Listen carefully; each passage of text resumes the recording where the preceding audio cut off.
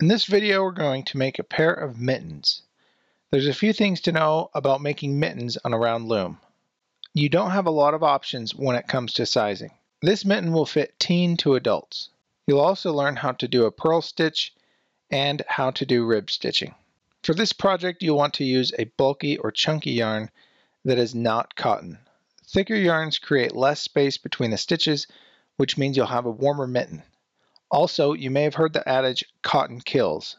Cotton is an awful insulator, so make sure to choose a yarn that's either synthetic or some type of animal hair-based yarn. A pattern is available on our website, americanknitter.com, and I've put a link in the description below.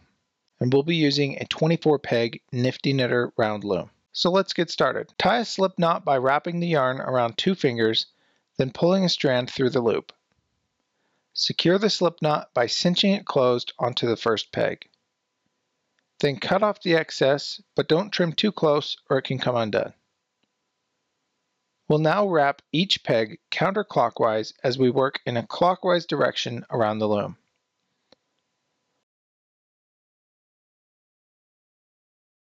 With 1 row of yarn on the loom, we're going to do something different than most loom projects. Instead of wrapping 3 rows and then picking, we're going to wrap and pick as we go. The ribbing pattern for the mitten is going to be knit 2, purl 2. So for the first 2 pegs, we'll wrap just as the previous row and then pick both stitches.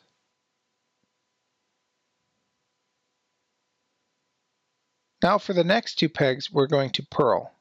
To do this, we're going to bring the working yarn below the loop of yarn on the peg, and then with the hook tool, we will slide it under the loop, grab the working yarn, and bring it back up and through. This will create a new loop of yarn. Then we will carefully remove the existing loop from off the peg and replace it with the new loop of yarn. Then you'll want to tug it slightly to tighten the stitch. You don't need to do it too hard. Now I'll show you again. Bring the working yarn in front and below the loop on the peg. Slide the pick tool under the loop, grab the working yarn, and then pull it up and through.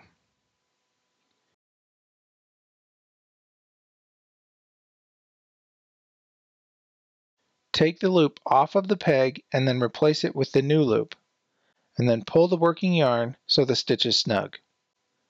The next 2 pegs we're going to wrap in the regular E-stitch or E-wrap, and this gives us the knit stitch. Then we'll repeat the purl all the way around the loom for 14 rows. Bring the working yarn below the loop of yarn on the peg, and then with the hook tool, we will slide it under the loop, grab the working yarn, and bring it back up and through. This will create a new loop of yarn. Then we will carefully remove the existing loop from off the peg and replace it with the new loop of yarn. Pull the working yarn so the stitch is snug. You may need to re-watch this step several times to get it down, but once you do, it should be fairly simple.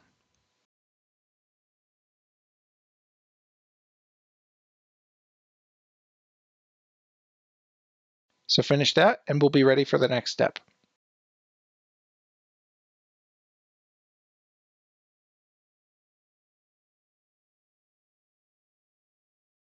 With the 14 rows of knit and purl, we will add a 15th row of just the E-wrap all the way around the loom, and then we will secure the cuff of the mitten.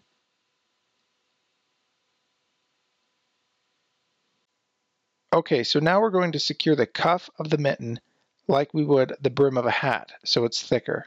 So pull the bottom loop back up over the top of each peg all the way around the loom. This may take some time if you have a really chunky yarn, so just be patient. With the bottom loop of yarn wrapped over each peg all the way around the loom, we'll now pick the bottom row on the peg up and over the top. This will secure the cuff. With the cuff secured, we're going to add 20 more rows in the basic E-stitch. So we're done purling for the rest of the project.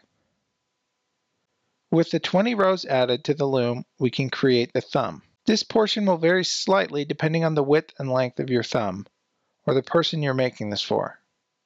In this video, I wrapped 4 pegs wide. which made the thumb a little tight, but it still fits. The circumference of my thumb at the widest part is 3 inches or 7.5 centimeters.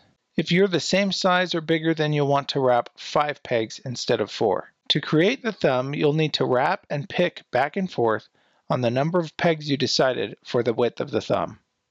Continue wrapping and picking and the thumb portion will eventually form.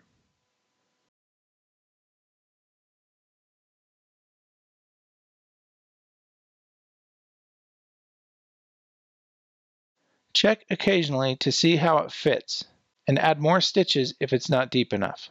And don't worry about the open sides, we'll get to that later. Once you're satisfied with the length of the thumb, wrap the whole loom in the regular fashion until you've added enough rows that if you insert your hand, just the tips of your fingers stick out. At this point, it should be long enough. Pick off all the rows but one and then cut the yarn, leaving a length of about 18 inches and thread it onto a yarn needle. The easy way to thread a yarn needle is to take a small strip of paper and fold it over the yarn. Then slip the paper through the eye of the yarn needle and pull. Thread the remaining loops of yarn off each peg and onto the yarn needle.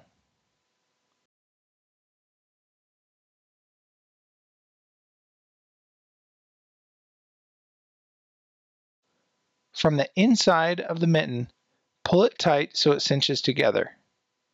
Weave the yarn through a few stitches and then tie it off.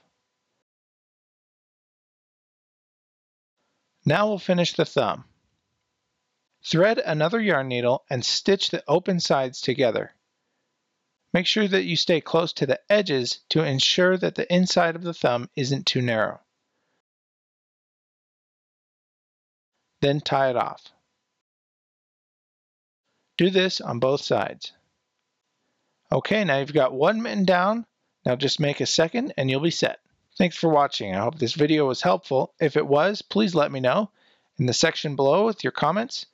And also, if you could rate, it helps me out a lot.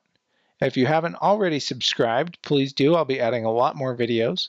And if you have any finished projects, we have a Facebook page and we'd love to see what you've done. Thanks for watching.